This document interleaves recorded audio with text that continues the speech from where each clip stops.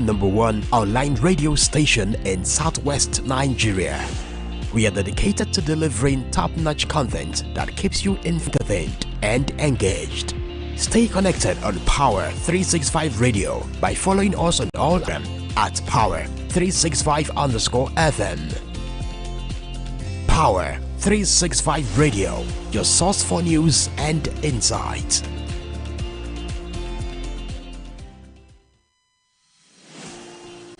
This is Power 365 Radio. Get ready to experience dynamic energy and professionalism.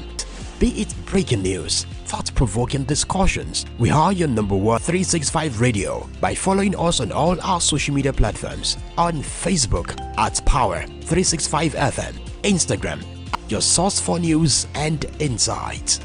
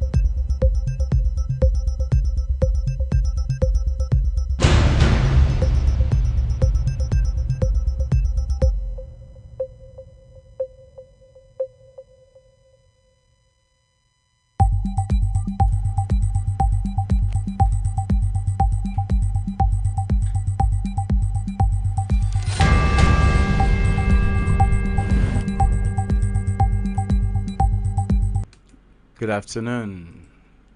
This is Power 365 Online Radio coming to you live from the city of Ibadan, and this is our news bulletin. Stay tuned.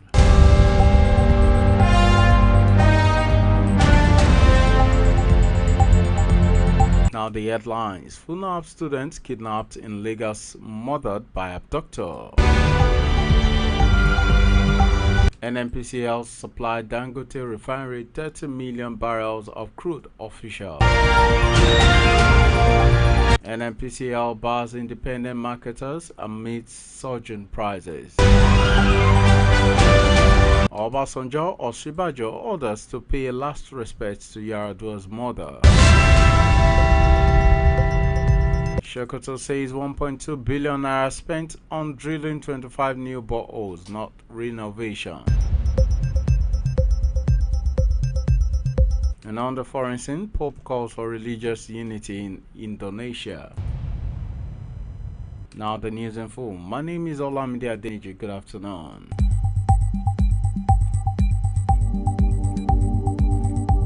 A student of the Federal University of Agriculture, Abeokuta, Ogun State, Christiana Idowu, was kidnapped. Doctor.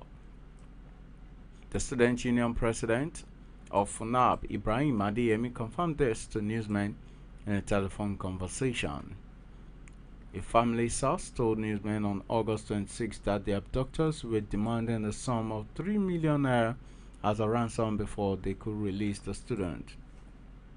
The source told newsmen that Christiana had left her home in the Oluwo area of Ikorodu, heading to the University of Lagos in Yaba area of the state. She was abducted by kidnappers, with plans to provide an additional 70 million barrels soon. The executive vice president of NNPCL Downstream, Adida Oshegun, disclosed this on Thursday while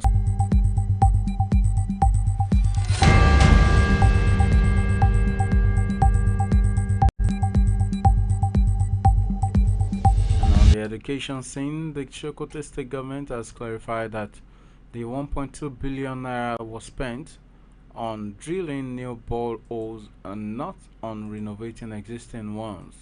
This clarification comes in response to social media reports quoting that the state governor Amadu Aliyu as stating that the amount was used for the renovation of 25 boreholes. The press statement on Thursday describing the reports as a misconception spread by detractors.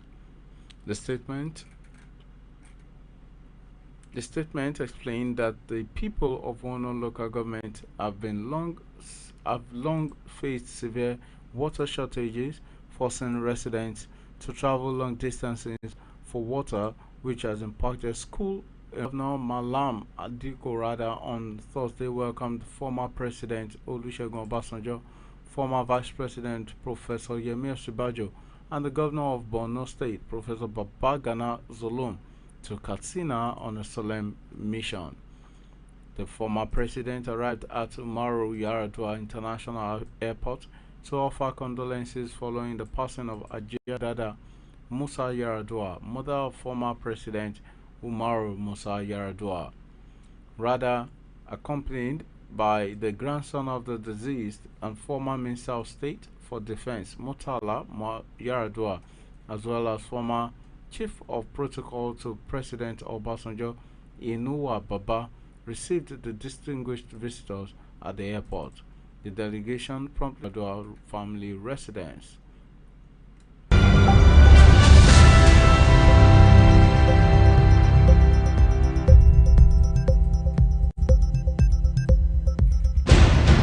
The Enugu State government said it has asked private schools to pay between 100,000 and 300,000 as education tax, debunking reports of a 5 million naira mandatory payment. The News Agency of Nigeria reports on Thursday that the State Commissioner for Education, Professor Ndu Boze Mba, made a clarification in a statement in Enugu. He urged the public to disregard the publication that Governor Peter Mba-led administration has imposed 1 million naira to 5 million naira mandatory payment on private schools in the state as educational taxes. The commissioner noted that fearing the consequences of the illegal operation of unlicensed private schools, which attract imprisonment of up to 10 years and possible closure of the school, the defaulters resorted to a smear campaign against the government.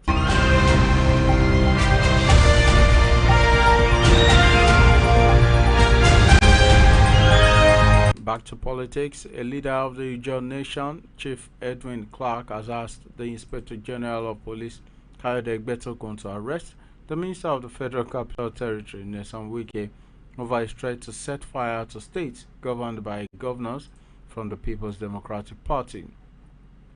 Recall that Wike, while speaking at the PDP Secretariat in Port Harcourt, Rivers State Capital, on Saturday during the party's State Congress, warned the PDP governors to stay clear of the party's affairs in Rivers State. In a press conference on Thursday in Abuja, Clark said the words of the minister marked a flagrant disrespect to the person of President Bola Tinubu, who appointed him, describing his comments as unbridled, and added that his comments were a form of treason as it was capable of inciting violence in the country.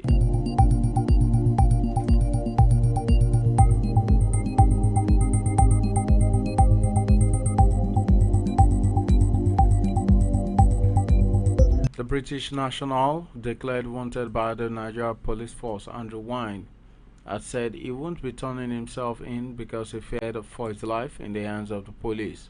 The police had on Monday declared Wine and one Lucky Obiyan, a Nigerian, wanted and placed 20 million naira bounty on them for allegedly trying to overthrow President Bola Tinubu by allegedly financing the recent End Bad Governance or hunger protests in the country.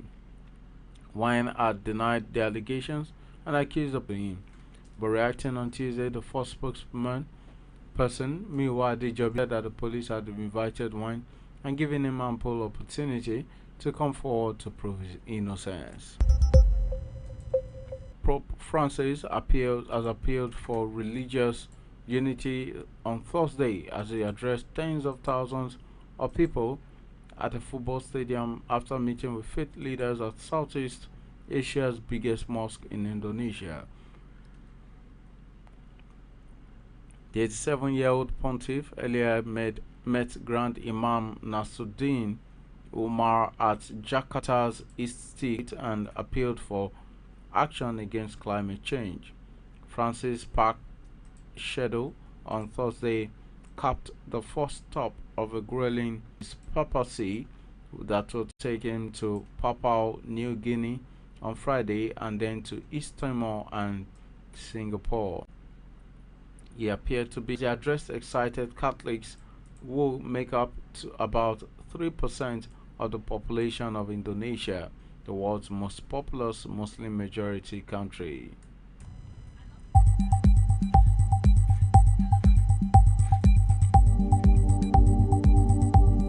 Thank you for listening. This ends our news bulletin, but before we go, these are the headlines again. FUNAB student kidnapped in Lagos, murdered by abductor. NNPCL supplied Dangote 30 million barrels of crude oil. Official. Obasanjo, others pay respect to Yar'Adua's calls for religious unity in Indonesia. My name is Olamide. Do enjoy the rest of the day. Goodbye.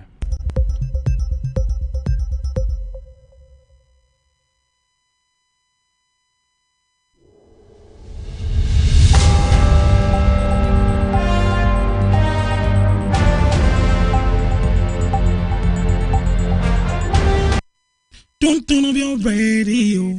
You are listening to Power FM. This is 365 Power FM. Tune in for the rhythms that make you feel alive. And get ready to power up your day every day on Power 365.